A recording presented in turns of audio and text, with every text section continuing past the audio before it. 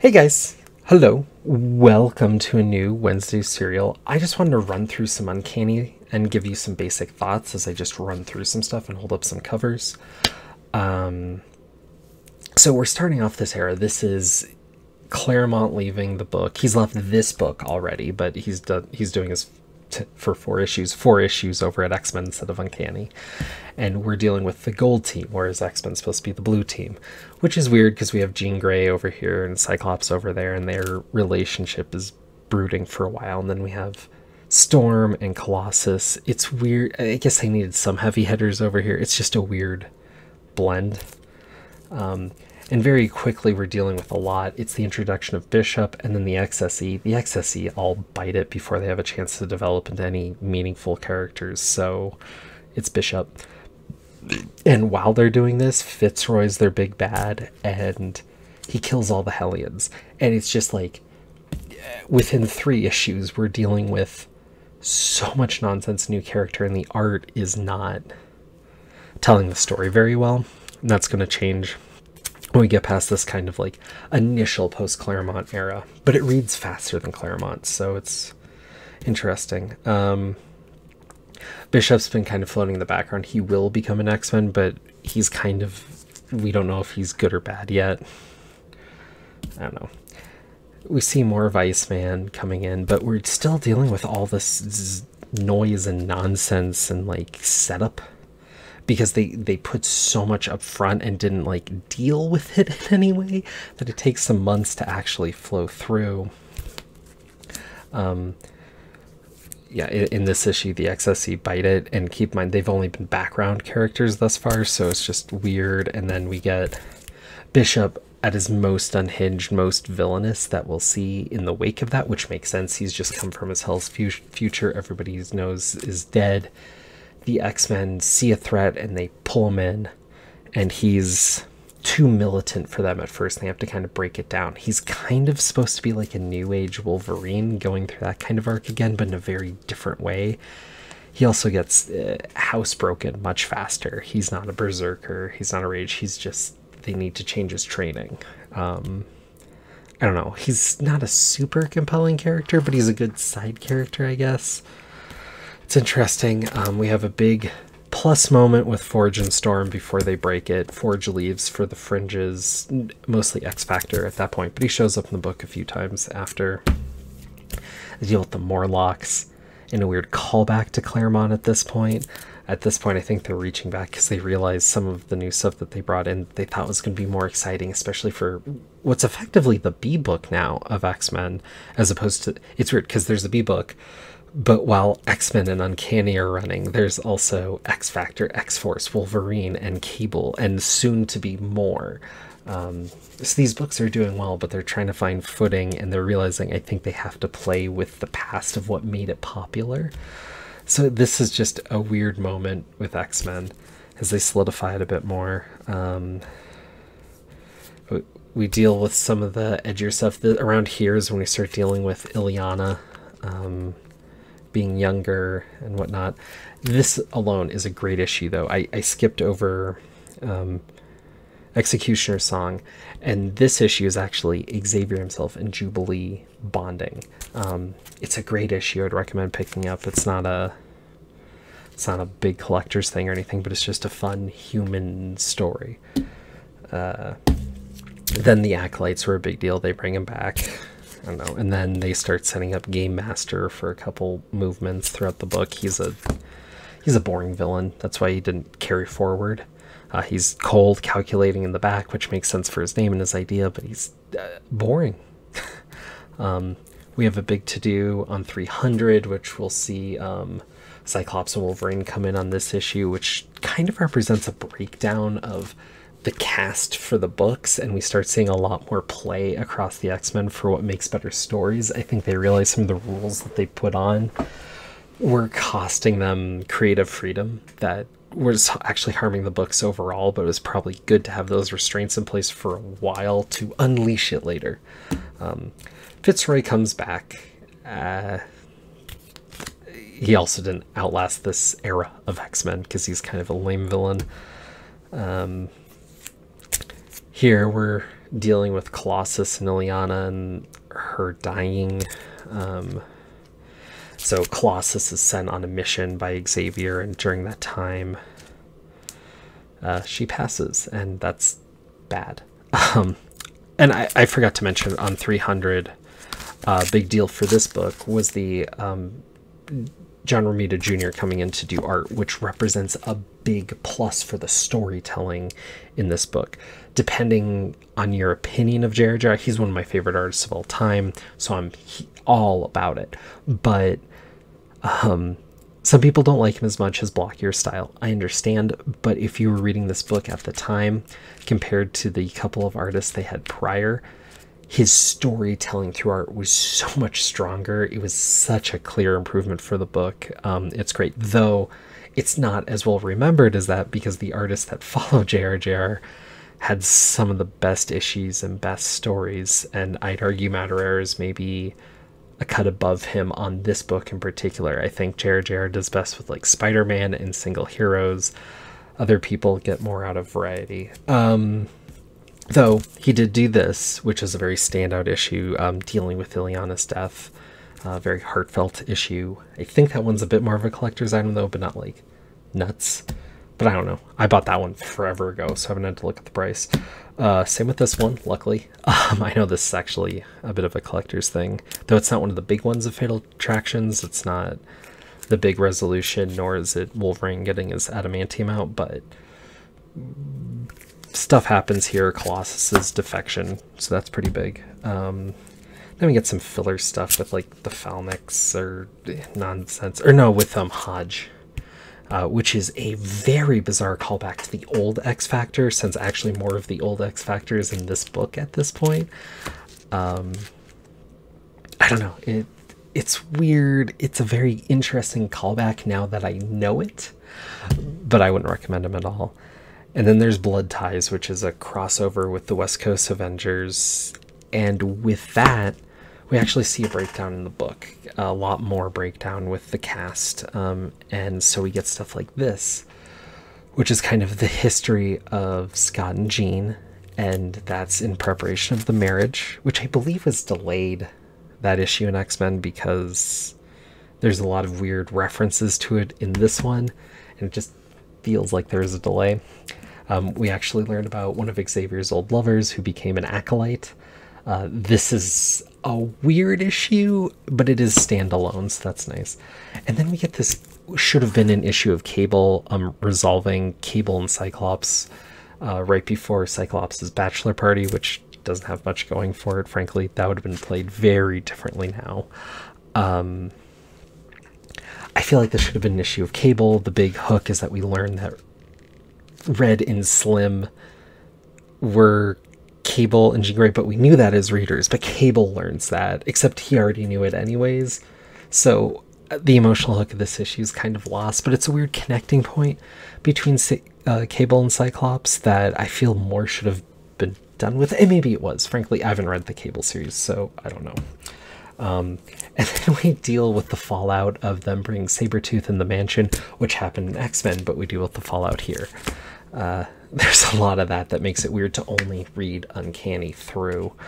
And then we get a callback to Yukio while dealing with the Phalnix, Aid the Phalnix. It's a weird callback to a mishmash of things that were particularly from the Claremont era, and particularly Claremont's kind of pet projects. And then we get Madureira on the book, and Madureira brings a lot of style and substance, and frankly, energy to the book that's needed. Once Madureira is on here, I feel like the storytelling clicks up and something just comes together that's been kind of meandering up until this point. Though JR was such a huge step up, to say it's a step up beyond that is big marks. But compared to some of the earlier issues I just showed you, it's very notable. And then when the Hellions died, that's a big watershed moment for Emma, but that doesn't come to bear until now. Keep in mind, we're talking years later. I just showed you a lot of years of X-Men, and so we get this issue, which is a big deal for a while. I don't know if this is much of a collector's issue, but for Emma and Iceman, this is huge. They have a bit of a body swap thing. Emma's able to use Iceman's powers in ways that he never thought of being just put in with those powers.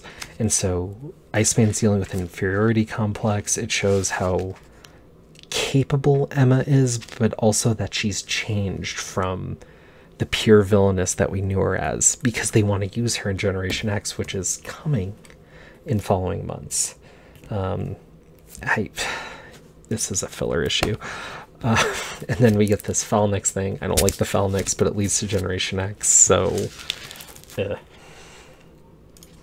all right, let's keep going. Falnix continues. Sure, just skip that, huh? And then we get Jubilee leaving the X-Men. You'll notice this is handled very differently from when Kitty left the X-Men, but it is also kind of in that tradition. But this is handled with a bit more grace, and it's interesting because it's kind of doing with Jubilee what should have been done with Kitty, whereas Kitty was kept on the X-Men. That was a point of contention. Jubilee's moved to Generation X, and she's kind of for it because she kind of hates putting her life on the line every day, as the X-Men are, especially at this point in their era. So that's, I don't know, it was an interesting comparison and contrast, and I feel it's interesting, but I also don't necessarily feel like it was put on its head, though it was a little bit if you're paying attention, because Kitty meets Jubilee just prior to this happening with Ileana's death. And so there's a few weird moments with them where Jubilee's very kind of jealous of Kitty, but Kitty's so magnanimous that she kind of wins Jubilee over, and Jubilee gets it and recognizes that. The dynamic between those characters is interesting, and that's the sort of thing that's fun about the X-Men. There's so many characters, getting interactions between them feels big even when it's small moments, which works in a way that works in this era that I think Marvel's trying to do with the entire Marvel universe now, and it doesn't work because it makes the universe feel so small instead of big, because there's actually more characters here than the MCU as they do it, and that's what they're echoing, is what I'm trying to say. Pet theory maybe, but that's how I feel. Moving on, Archangel and new Psylocke become a bit more of a deal. It's weird, and this helps lead to Crimson Dawn, which is something I haven't read, but I'll get there. Legion Quest happens. I don't know. And then we get the lead into Onslaught. There's a big deal where Juggernaut gets punched across the country, basically, and it's actually interesting because with Madureira, people talk about like the action, you think about all these crazy anime poses or whatever, but actually this is an issue of storytelling with a few moments of high action and a lot of just talking heads around this issue, while Juggernaut himself is knocked down except for the last few pages.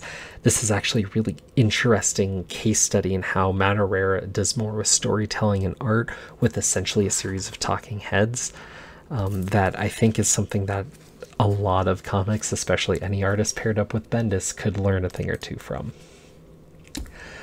And then we quickly get, although I think it was true in the issue prior, Cannonball is put onto the X-Men away from X-Factor, but because Onslaught's coming, he has these doubts about it, and he goes to Xavier essentially for a pep talk, or kind of be like, you know, I'm not sure how I feel about all this, and Xavier's not Xavier, and so he's basically like, fine, go back to your friggin' X-Force expat people who are just causing mayhem and not accomplishing anything of any real meaning. And Cannonball's like, what was that, sir? And he's almost out the door, and that's resolved elsewhere, and then he's back in this group again, and it's just kind of funny. Filler issue. Here's a big to-do with, I don't know, some wieners. Colossus is helping them at this point, which is a big deal. And honestly, for an anniversary issue, it didn't do a ton for me. Here, Sabertooth is back again in the X-Mansion, and Gambit has some bad blood with him, and this is setting up for 350 already. And this is 326. So we're getting seeds of Gambit's betrayal with the whole Morlock tunnels, which is a way big callback to Claremont. And it's seeded here because Gambit's greatest sin is Sabertooth, but we don't know that yet. We're not let on to that yet. But this issue actually has more resonance when you have the understanding of later. It's actually really interesting to see the through lines. In this issue, we're introduced to Joseph, which is a once again de-aged Magneto.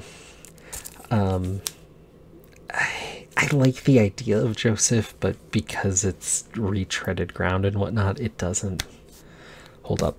I also want to note, I've had this issue forever, and this bag, because I've noticed a lot of bags go haywire, it's a little wrinkly, but it's held up fine throughout the years. It's still white, it's not all banged up. I don't know, if you do it right, they last pretty well long, and then if this gets a little more grabby or whatever, I'll just replace it. But it's been most of my life that's been there. This was a big one. Sabertooth and Psylocke fight, and Psylocke gets messed up and she has to deal with that for a few issues. And then to help heal her, Angel and Wolverine do some East mysticism stuff that goes on for a couple issues, actually. They're alright issues, but not the best. And then we get some play for Onslaught coming, which is interesting because we also see Onslaught, and we also are getting echoes of Operation Zero Tolerance, which is the next big event after Onslaught. And they were kind of seeded together and happened back to back. So that was interesting. Fallout from the Iceman Emma thing, that's been a thread running since that issue I mentioned earlier, and that was interesting to see through, especially because at this point Generation X is pretty well established, and so it's just an interesting way that they pulled that through. Gambit and Jean Grey working together at this like secret auction to deal with something. It was a fun play with using the new elements, well, new at this point of Gambit and not so new, but they referred to him as a newer X-Man forever, him and Bishop, even though at this point they wouldn't have been new under Claremont's tenure. They really kind of play like we're post Claremont still, and it's an interesting dynamic brought through by characters that they haven't paired as much before. Continuation of that, and then a big deal with Onslaught, and at this point Wolverine's in his feral state, which I realized when I was younger was most of the Wolverine I had read, and I don't like it. Having read other Wolverine, I'm willing to say I don't like that version of Wolverine at all, but I like the character a lot more. But part of the reason I had such ambivalence towards him for so long, for so many years, was that being my introduction to the character in so many ways. So, or my understanding of where he was most of the time. Onslaught continues with Xavier and Franklin and other Onslaught nonsense going on. And then the Marvel heroes left, and the X-Men were kind of the flagship book to deal with that. I don't know. Angel gets his wings back.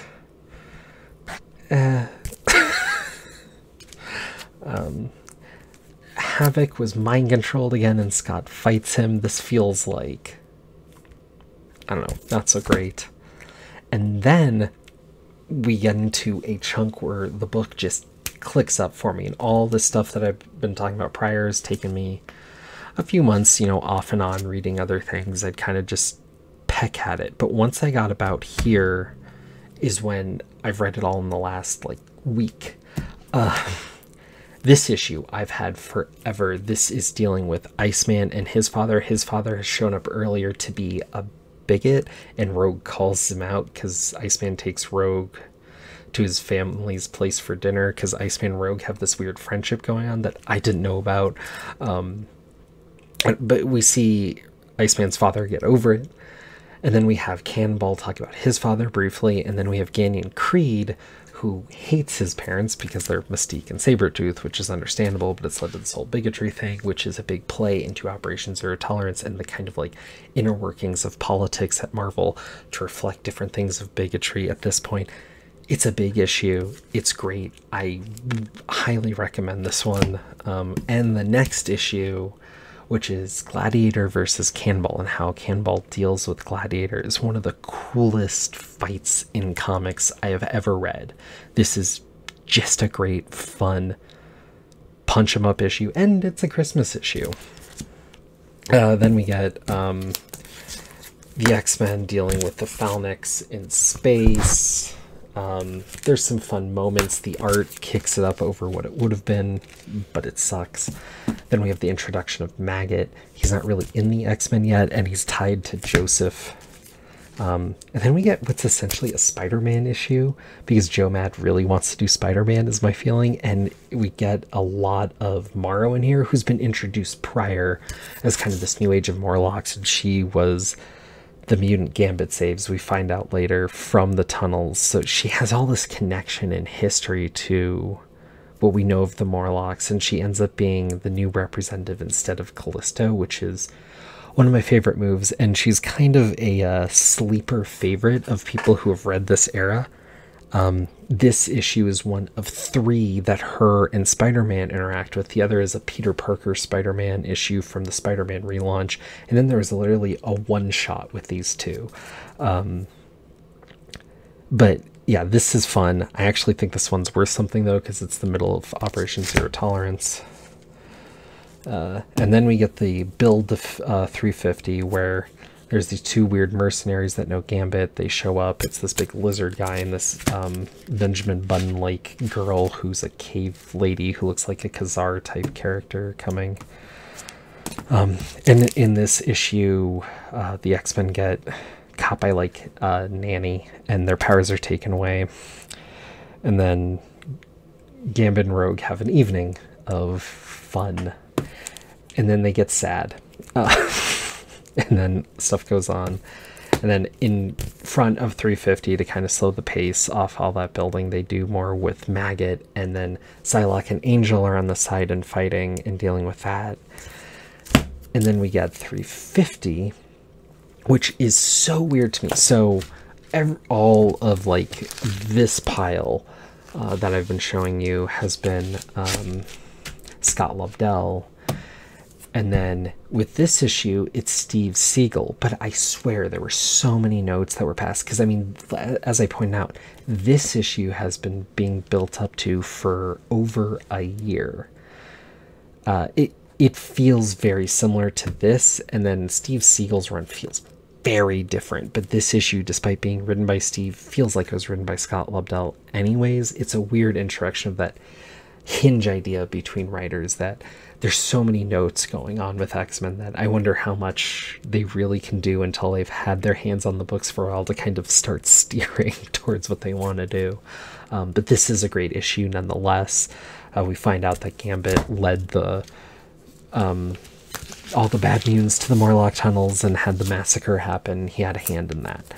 And it's huge. And it changes the character for a really long time until now. I think it's mostly forgotten about. But I'm kind of interested to read where that is, because where it's left off is Gambit is dropped off in Antarctica by Rogue, and she says, I was going to let you be killed by this air threat who turns out to be Magneto proper, not Joseph, which is a whole... They're going to do the Magneto War soon, which deals with that. It's just...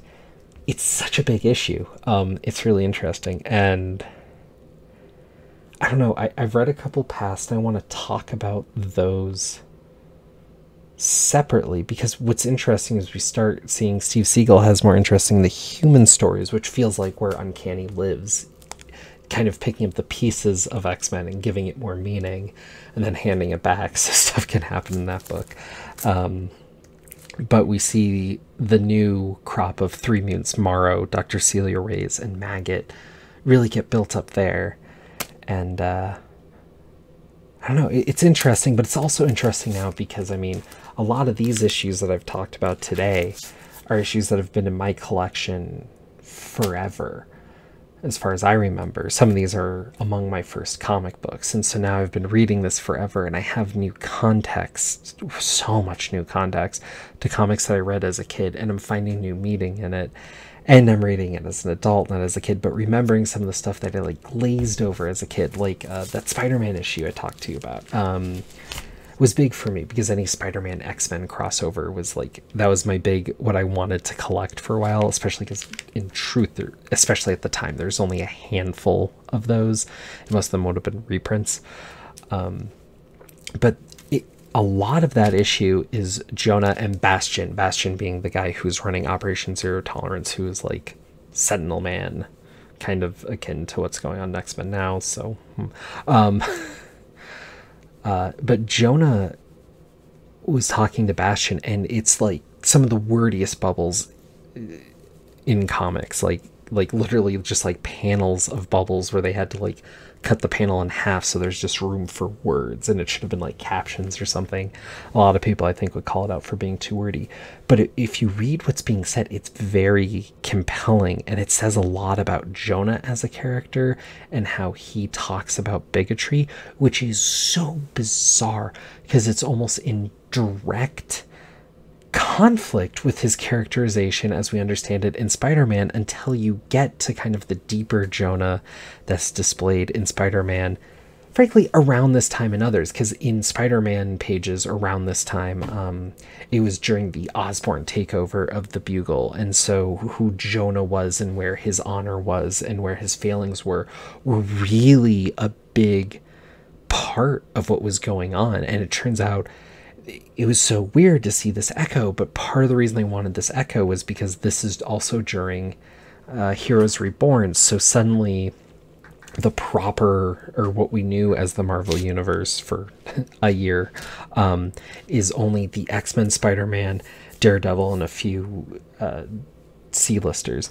And then in the new universe, it's like all the Avengers heroes. So the Avengers heroes and like the Fantastic Four were over there, and so they wanted to like split Marvel down the middle, and it didn't work, and so they brought him back.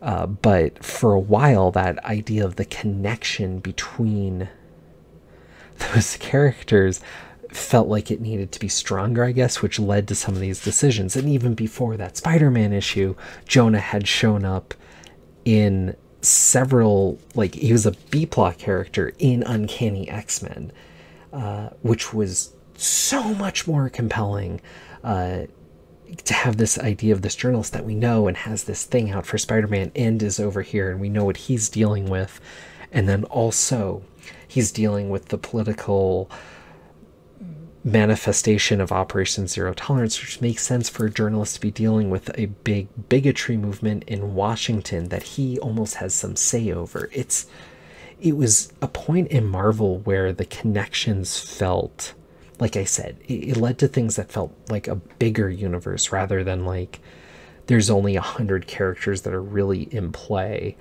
and they all interact together and then deal with the flavor of the week.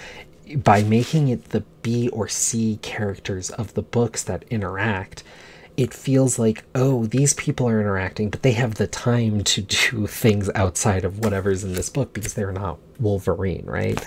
And so it's because of those elements that it feels bigger rather than smaller, I think, which is very interesting. So I've been rambling forever, so I'm going to cut it off here, but I'm going to kind of continue, I think, talking about this. And it's weird because I've been reading between like Uncanny Turtles and whatever I'm reading for like Never Stay Dead or something like that. But I don't know, I've just been kind of churning through this stuff. So I'd be very curious if any of you have any thoughts. Peace.